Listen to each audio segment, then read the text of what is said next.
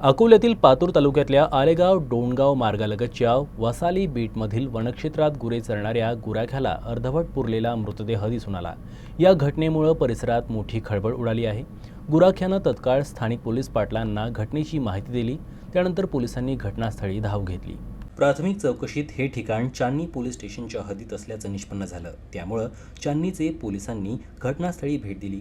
मृतदेह पूर्णतः कुजलेल्या अवस्थेत सापडला असून मृतदेहावर निळ्या रंगाची जीन्स पॅन्ट, कमरेला पट्टा, डोक्यावर लांब केस तसेच हातात पांढऱ्या कड्या असल्याचं आढळलं। त्यामुळे मृत व्यक्ती महिला असावी असा संशय व्यक्त केला जातोय। यावेळी वन विभागाचे अधिकारीही दाखल झाले होते। उपविभागीय महसूल अधिकाऱ्यांच्या परवानगीनंतर अकोला शासकीय वैद्यकीय महाविद्यालयातील डॉक्टरांच्या उपस्थितीत मृतदेह जमिनीतून बाहेर काढण्यात आला।